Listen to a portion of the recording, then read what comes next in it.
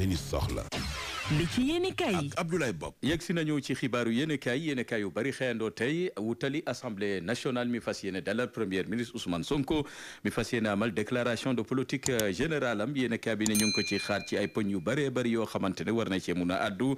ci tolluwaay réew mi Walf Quotidien bu noppee ci déclaration de politique générale am googule moom premier ministre ëllëg ak jàmm ci samedi gi day delluwaat ak moom ak gouvernement bi ci assemblée nationale jëm ci adoption mu soxal projet de loi de finance koppar yi réew mi war a doxee ci atum 2025 foofee ci assemblée nationale nag dañ ko fay jàllale par force bokk na ci tamit daanaka waxtaan la goo xamante ne du am débat bu ñu sukkandikoo ci ministre Abass Fall mi xam le ne googule adoption projet de loi dañ ko fa amal ëllëg ci assemblée nationale fa ñu sukkandiko mooy article 86 alinéa 6 bu constitution bi foofee la ñu bëgg a jaar ngir fexe ba googule projet de loi de finance rek 2025 mun a jàll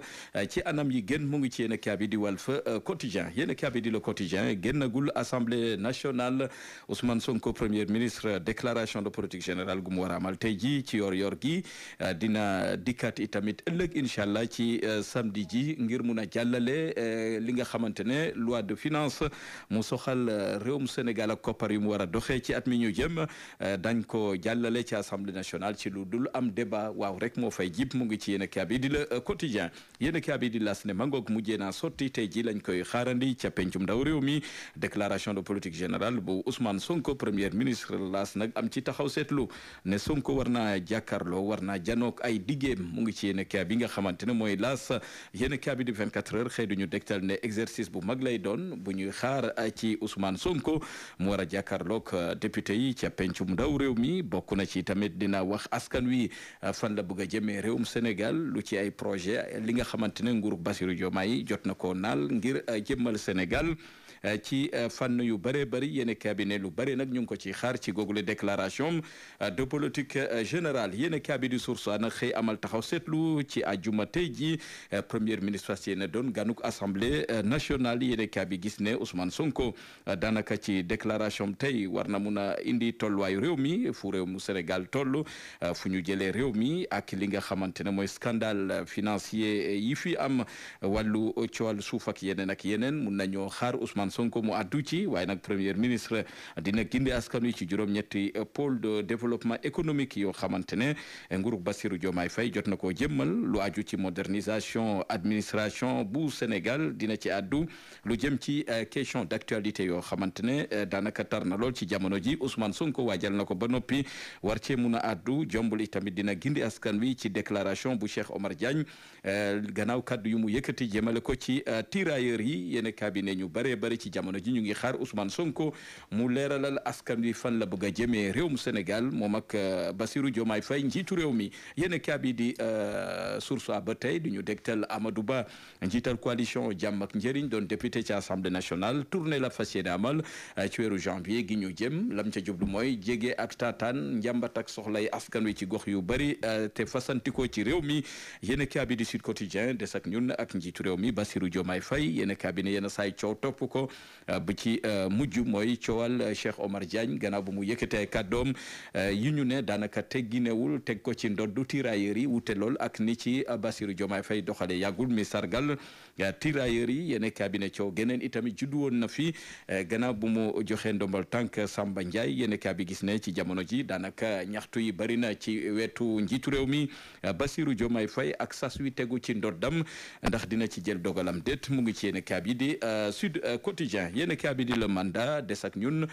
ci mbirum yoon mu ngi ñu dégtali tamit tëjum kaso Samuel Sarr doon lu metti lool ay jege ñaaleem ñoom jot nañu ñaawlu anam yañ ko tegee loxo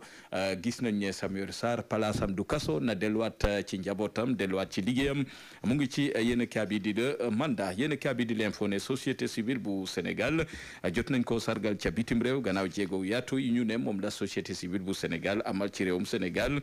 béy fi waar wu yaatu yéen cabinet di L'Info ne Moustapha Sarré jotuta ànd ci doxalinu ki nga xamante ne mooy Cheikh Omar Diagne gannaaw kaddu yu mu yëkkati jëmale ko ci tirailleur yu mu jàpp ne ay workat lañu xaalis rek moo leen taxaw na jóg loolu nag doon du jaaxal lool ki yor kaddu gouvernement bi di Moustapha Sarré mu ngi ci yéen cabinet di L'Info bëgg a xam ana du ci nguurug Bassirou Diomaye Faye nara dogal wala boog lu muy wàcc ci dossier Cheikh Omar Diagne mi nga xamante ne njabootu tirailleurs yi jot nañoo kalaami mbir ya fu mbaxana doone benn yéen kaabi di yor gi mu ngi ñu dégtal ci wàllu Sweet Beauté am na suite gannaaw kaddu yi nga xamante ne moo tukkee ci Ndeye Khady Ndiaye mi moom salon Sweet Beauté googule dikkaat na ci googule dossier xam ne juge yi daanaka dañoo tooñ Ousmane Sonko Ndeye Khady Ndiaye moo ni waxee ci biir yéen kaabi di yor bi yem ak fu ñu jeexade xëtu yéen kaay yi tënk la woon daañu ci dikkaat.